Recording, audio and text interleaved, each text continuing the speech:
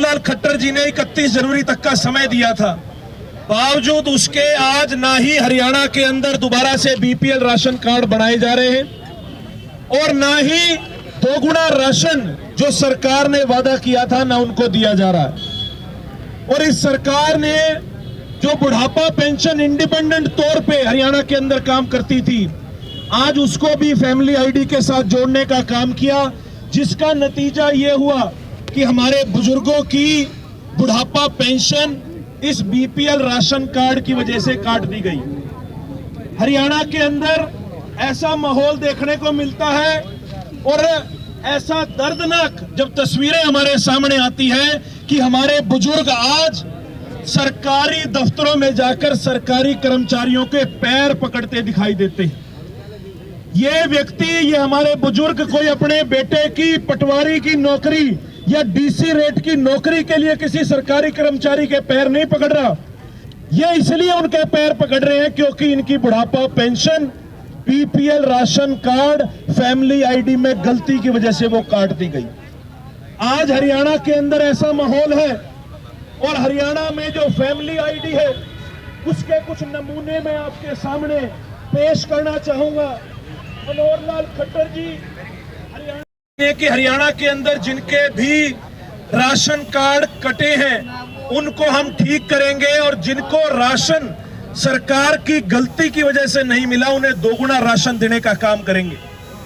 लेकिन आज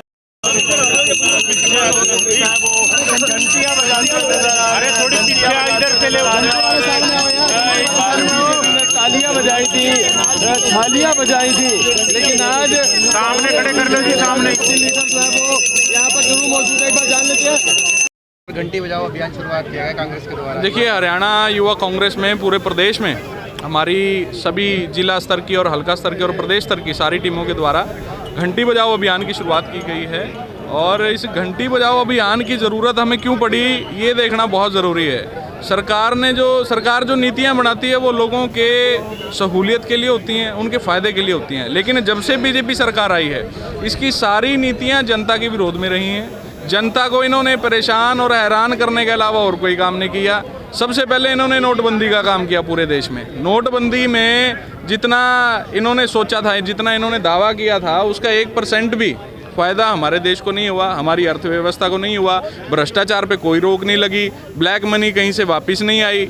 और उसके बाद ऐसी ही कई इन्होंने जन विरोधी नीतियां यहाँ पे लाए हैं, जिससे इन्होंने केवल जनता को परेशान ही किया है, जनता का कोई फ़ायदा नहीं हुआ है। हमारे हरियाणा की आज जो स्थिति है, हमारी नीलोखेड़ी विधानसभा की अगर मैं बात करूँ, हमारे नीलोखेड़ी विधानसभा में हज़ारों की संख्या में जो ज़रूरतमंद हैं, जिनके पहले ये बीपीएल कार्ड बने हुए थे, उनके बीपीएल कार्ड की लिस्ट से उनका नाम काट दिया गया।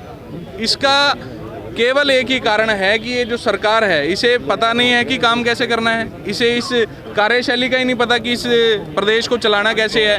खट्टर साहब का खुद के मुंह से कही गई एक बात थी जब 2.5 साल इनकी सरकार को बीत गए थे कि जो अभी तो हमें 2.5 साल सीखने में लगे हैं, अब हम काम करेंगे। तो एक प्रदेश के 2.5 साल खराब करना एक बहुत बड़ी बात है और बड़ी नुकसान करती है हमारे प्रदेश की अर्थव्यवस्था को भी और उसके सारे सरकारी तंत्र को भी। तो अभी हमारी ये मांग है सरकार से कि जितने ज़रूरतमंद हैं उनका नाम बीपीएल कार्ड की लिस्ट में आए और जो ज़रूरतमंद हैं उनको पूरी सुविधा हर प्रकार की जो सरकार द्वारा निर्धारित की गई है वो उनको मिले। गौरव बख्शी, नीलोखेड़ी विधानसभा।